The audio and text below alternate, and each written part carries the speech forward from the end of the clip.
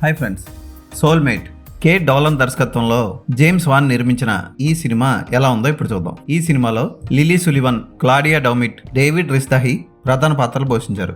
ఈ సినిమా ఎలా ఉందో ఇప్పుడు చూద్దాం. డేవిడ్ సోల్మేట్ అనే కంపెనీ నుంచి ఓ లేడీ రోబోట్ ని టెస్టింగ్ కోసం తీసుకొస్తాడు. అయితే దానికి ఏమాత్రం ఫీలింగ్స్ ఉండవు. ఉదాహరణకి డేవిడ్ దాన్ని తిట్టమంటాడు, కానీ అది తిట్టదు. అప్పుడు డేవిడ్ దాని ప్రోగ్రామింగ్ కొంత మారుస్తాడు. మార్చడం వల్ల దానికి ఫీలింగ్స్ వస్తాయి. మనం ఆల్రెడీ రోబో సినిమాలో రజనీకాంత్కి ఫీలింగ్స్ వస్తాయి. అఫ్ కోర్స్ రోబోట్ రజనీకాంత్కి ఫీలింగ్స్ వస్తే ఏమవుతుందో చూసాం కదా.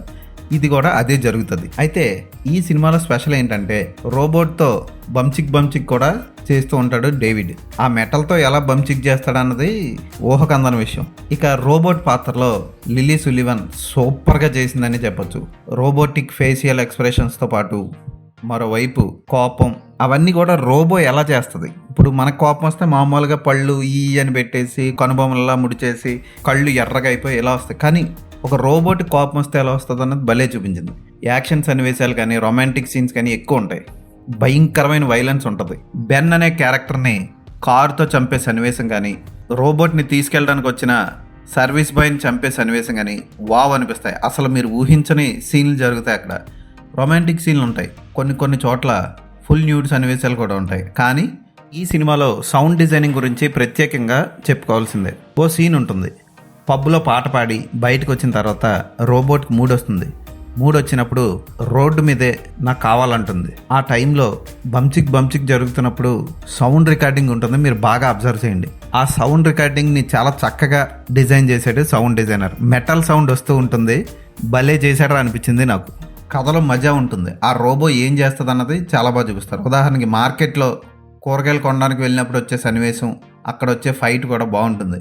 ఇలాంటి సినిమాలే 2-3 వచ్చాయి, కానీ దీని స్పెషాలిటీ దీనికి వేరే ఉంది.